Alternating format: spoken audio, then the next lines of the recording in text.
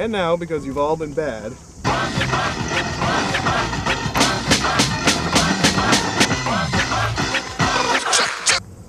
it's the paper trail.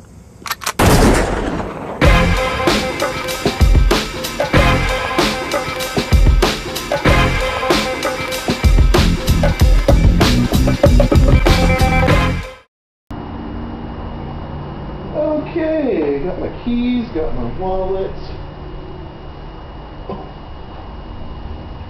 Oh my God, Windsor! What's going on, man? How you doing? Hi, I didn't think I'd see you for at least a couple more months. How's everything going back home? I mean, oh, no, wait. Tell me, how did that whole impending race riot thing go? You know, with the dress code at the pub? How did that ever turn out? Really? Still going on, huh? In the Star? Ooh, and announced the big time. Man, unbelievable. What? Codling said what? He said we blew it out of proportion? He said we made it a racial issue. Wow. That's kind of unbelievable.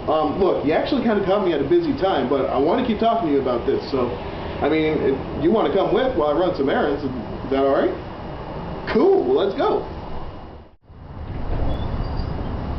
I mean, I know I'm not the sharpest knife in the drawer, Windsor, but for the general manager of the pub to suggest that the only reason any of you would think that this policy might be discriminatory is because that's how we brought it up in the Lance,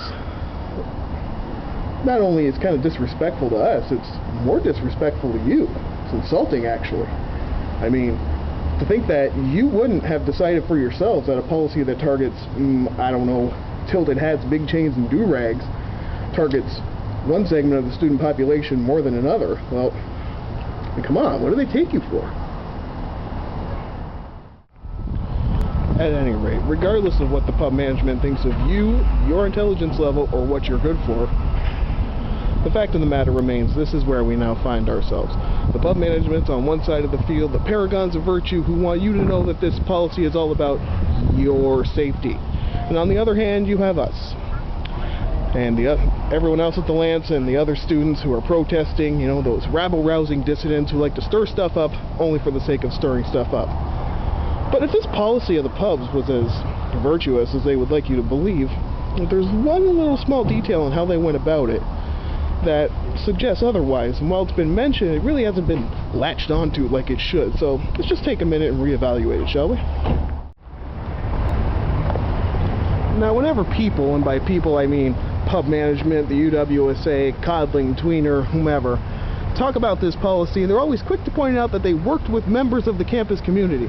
They wrote it hand in hand with Cheryl Henshaw. Cheryl Henshaw, by the way, is the human rights officer at the University of Windsor. Believe me, we at the Lance know Cheryl very well. Hi. And how they worked closely with her, and therefore there's no way it could be misinterpreted. Why would you work with Cheryl Henshaw if you weren't afraid that your policy could be misinterpreted as something, I don't know, racial, maybe? Is anybody really going to have a large enough problem with safety that they're going to complain about it? Say, no, you're impeding on my rights to stub my toe, and therefore I should be allowed to wear sandals? Not going to happen. And this only happens, and you only go about this sort of thing when you want to cover your ass. And in the Trails experience, nobody covers their ass unless they have something to hide.